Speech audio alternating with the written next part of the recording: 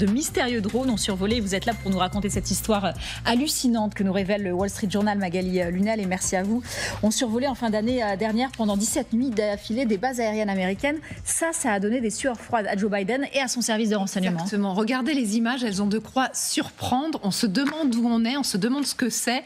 Regardez ces objets qui survolent un lieu ultra sensible en plus des États-Unis. C'est la nuit, des lumières scintillent. Il y en a plusieurs. Ça intrigue forcément ces pêcheurs qui ont filmé cette scène. C'était en décembre 2023. Le Wall Street Journal, effectivement, enquête aujourd'hui, en révèle davantage.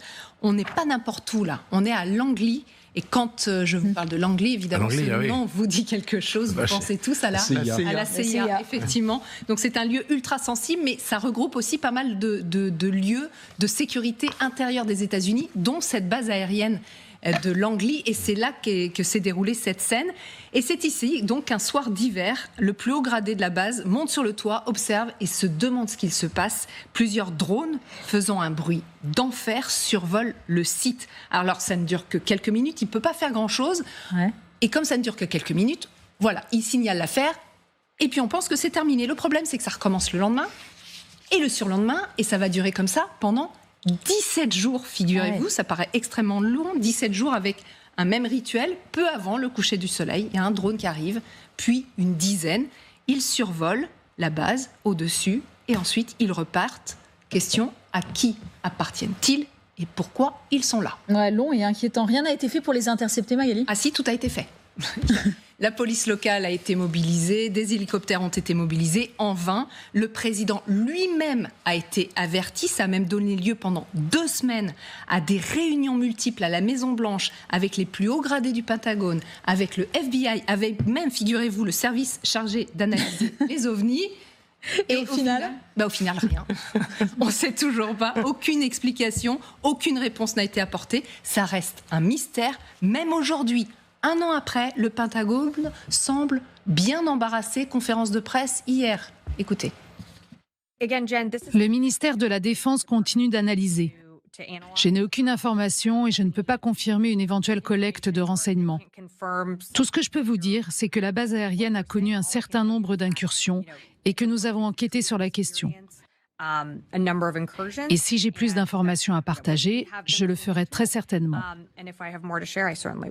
Le mystère donc reste entier, surtout que ce n'était pas la première fois. 2 mois avant, en octobre 2023, 2 drones avaient déjà survolé des sites d'expérimentation des armes nucléaires près de Las Vegas. Ça commence à faire beaucoup. Ouais. La première puissance mondiale semble démunie, totalement vulnérable face à ces petits engins. La question devient un enjeu de sécurité nationale. Alors, quelles sont les hypothèses avancées, Magali ? Parce qu'on se dit que ça ne peut pas être tout simplement un ou des drones amateurs. Ça paraît impossible. Impossible, parce qu'effectivement, tout ça a l'air très professionnel, très préparé. Mais il y a quand même peut-être un petit indice. Quelques jours après ces incursions à Langley, en janvier 2024, un étudiant du Minnesota a été arrêté, toujours en Virginie, à une vingtaine de kilomètres de Langley, précisément à Newport News, près d'un chantier naval. Les enquêteurs du FBI avaient mis la main sur son drone à cet étudiant. Il était truffé de photos de navires de la Navy, et notamment des sous-marins nucléaires, des photos qui avaient été prises de nuit. Ah ouais. Précisons, et c'est un détail qui n'en est pas un, que cet étudiant est chinois. Au moment de son arrestation, il s'apprêtait à s'envoler pour la Chine avec pas d'aller-retour. Ouais. Non, un billet seul, sans retour, effectivement, ça paraît plutôt douteux. Il assure qu'il est passionné de bateaux, qu'il ne savait pas qu'il survolait un site interdit. Les enquêteurs sont pour le moins sceptiques. Il vient tout juste d'être condamné à 6 mois de prison, mais pas plus, parce que pour le moment, les Américains manquent de preuves pour vraiment l'accuser d'espionnage aggravé. Rappelons quand même que début 2023, un ballon espion bourré d'appareils de surveillance avait survolé le sol américain pendant 8 jours, et ce ballon était, vous en souvenez tous, chinois. On était au-dessus de l'Utah, je crois. Exactement. Ça, ouais. Vous connaissez l'expression coïncidence ? Je ne crois pas. Merci beaucoup, Magali. Un mot sur cette affaire, espionnage ? Espionnage chinois ou pas ? C'est un sport national en Chine. Donc je veux dire, c'est comme ça. Vous savez que les SMP chinoises, elles sont gérées par les services de renseignement. Le besoin d'information des Chinois est colossal. Pourquoi ? Parce qu'ils ont une stratégie qui est mondiale. Je dirais comme les Américains. Maintenant, ce qui est très étrange, c'est l'affaire des drones, parce que les drones, on peut les capter à 2 niveaux. Un, avec du brouillage, parce que le drone a besoin donne des informations, donc on peut brouiller. Et puis 2, on peut le détruire. Les Américains sont bons dans la destruction des drones. Parce qu'il y a un système de radar, vous le détectez, parce qu'en fait, c'est des courtes distances. Vous avez un système de mitrailleuses mais là, on ne pouvait pas les détruire, Magali, parce que la loi interdit. Tant qu'on n'est pas menacé, c'est ça. La loi fédérale, effectivement, interdit de détruire des drones en vol sur le sol américain parce que ça mettrait en danger les citoyens et les civils. Donc, ils ne le font pas. Donc le gars a pu faire des photos pendant 17 jours. Exactement. Donc, tranquillement. Je vous donne les chiffres de la masse. C'est l'opinion qui nous les rappelait là, il y a 3 jours. Le FBI estime que les hackers chinois, ils sont 50 fois plus importants que ceux des États-Unis. Il y a une autre aussi donnée, selon une agence de sécurité européenne. Regardez, 600 000 personnes collectent des données pour la Chine. C'est tout simplement énorme, cette masse chinoise et cette volonté d'interférer beaucoup dans le monde. C'est pas la première fois qu'on parle d'espionnage chinois aux États-Unis. J'écoutais ce que disait Hélène Bonnet aussi ce matin. Elle nous disait qu'il y avait des systèmes qui avaient été installés par des Chinois sur des grues aux États-Unis pour tenter de les contrôler à distance. Il y a une masse chinoise, une inventivité aussi.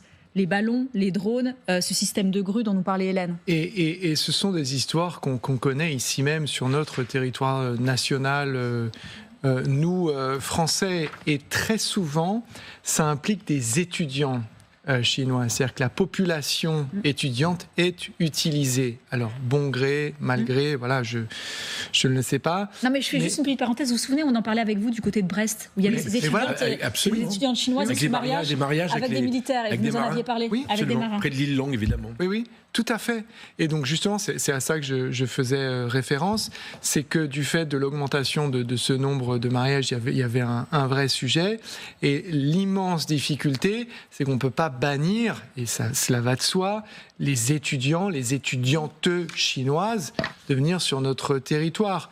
Donc le jeune homme qui plaide l'innocence et la naïveté, il va falloir une enquête pour démontrer est-ce qu'il y avait intention, est-ce qu'il y avait malveillance, et si oui, est-ce que des informations sensibles ont pu être transmises.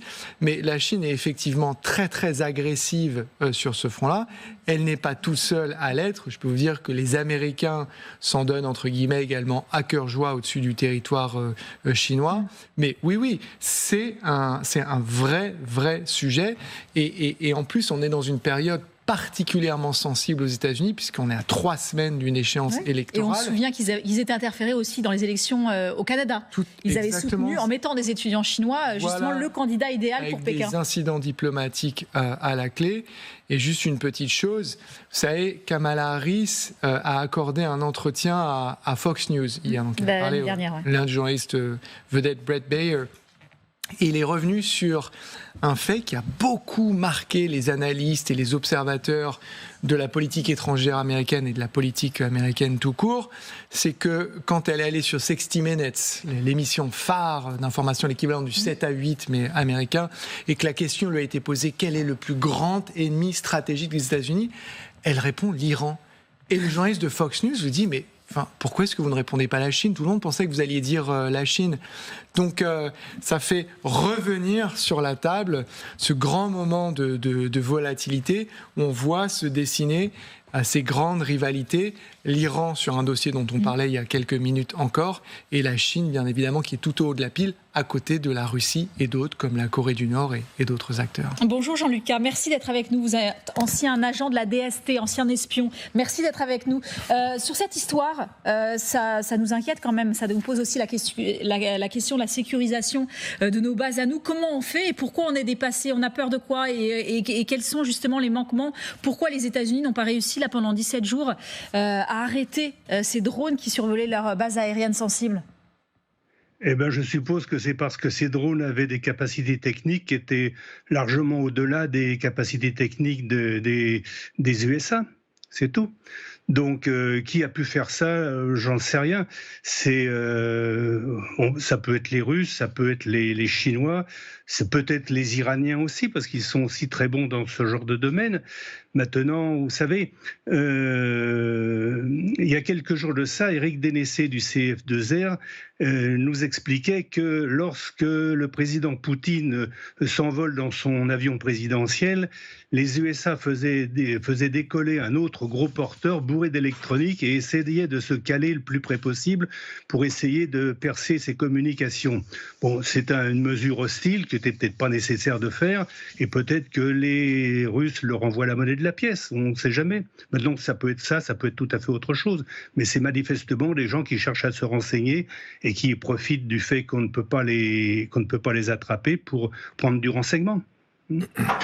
Merci infiniment Jean-Lucas. Je suis désolée, on avait prévu beaucoup plus de temps, on a eu des petits soucis techniques pour vous joindre. Merci, vous reviendrez bien évidemment. Merci colonel et merci Gallagher.